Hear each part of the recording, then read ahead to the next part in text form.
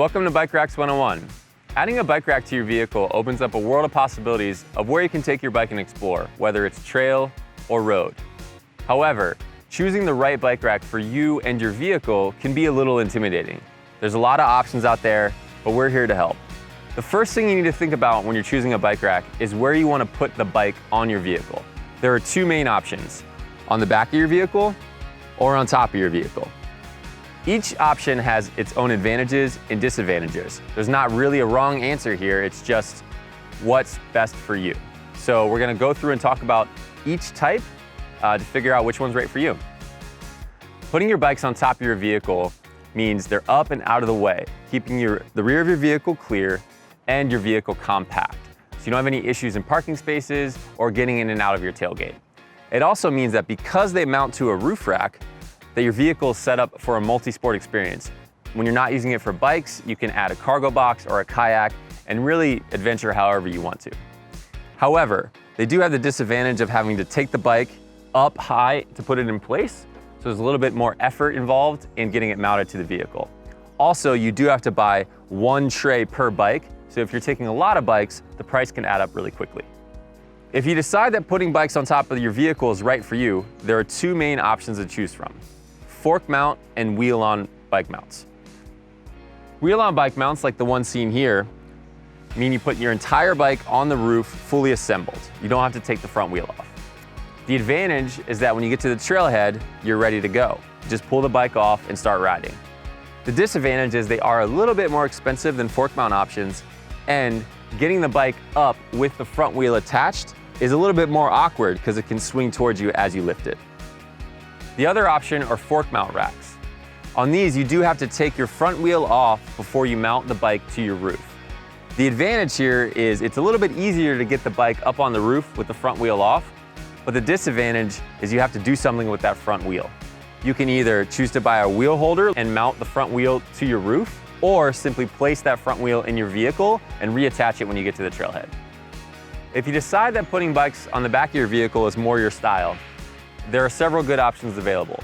The first thing you need to determine is whether or not your vehicle has a hitch receiver. A hitch receiver is a small square below your bumper where you can attach a trailer ball or a bike rack. If you do have one of these, I would definitely recommend a hitch rack option. But if you don't, you can either get a hitch receiver installed or go with a trunk rack like the one seen here.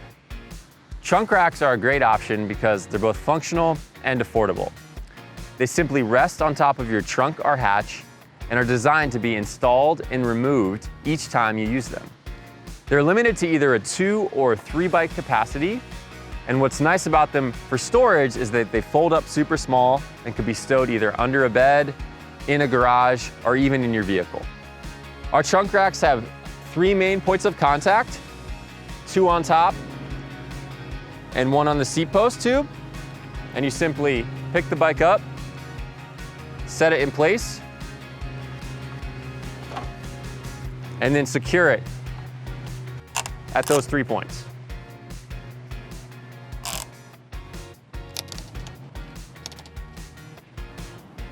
If your vehicle does have a hitch receiver or you plan on getting one, a hitch bike rack is definitely the way to go. Hitch racks come in 2 main styles: a tray style, which we'll see here in a minute, and a hanging or tilt style that you see here. These hold the bikes very similar to what you saw on the trunk rack, where it's setting across the top tube. They also have the added advantage of being able to tilt out of the way when bikes are unloaded, so you can access your tailgate, get out groceries, your dog, whatever you need to. The nice thing about the tilt style racks is you get a lot of bikes per dollar in terms of carrying capacity. They come in 2, 3, 4, and 5 bike versions, and there's a few different models that have a wide array of feature sets available. One of the things you'll need to consider if you're thinking about getting the tilt style hitch rack or a trunk rack is the type of bike you're carrying. These types of racks require the bike to hang from the top tube, and certain bikes, such as kids bikes, women's specific bikes, or dual suspension mountain bikes like this one, don't have a traditional frame geometry with which you can hang the bike from.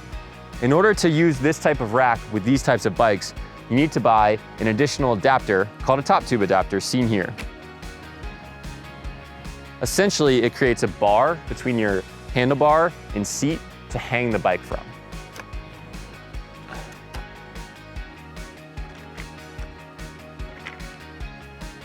So as you're considering which type of rack to purchase, keep in mind how many of your bikes have this type of frame geometry, because you'll have to buy an additional adapter for each of those bikes.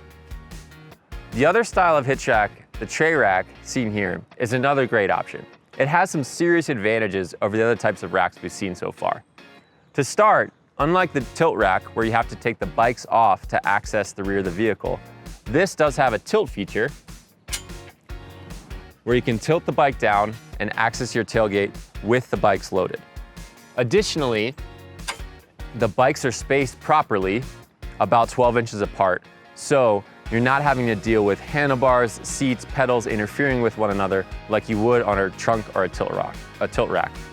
Also, the bikes are held by the wheels, so the top tube adapter issue that we spoke about earlier no longer applies. They are a little bit more expensive than the tilt and the trunk racks, but the ease of use is definitely increased on this type of rack. Traditionally, they come in a 2-bike version, and you can add an additional 2 bikes to that. We also make one where it's 2 bikes and you can add a 3rd bike. When you're ready to mount your bikes to your tray rack, it's as simple as lowering your rack into position and then placing the bike on the tray.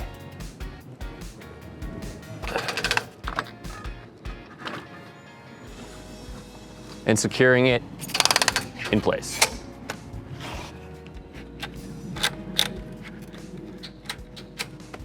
One last thing to consider on your hitch rack options is a swing feature. Some tilt style racks come included with a swing feature, or we also make an adapter that can turn a tray rack like this one into a swinging rack. The advantage here is that you can swing the fully loaded rack with the bikes completely out of the way of the rear of your vehicle and have unfettered access to your tailgate.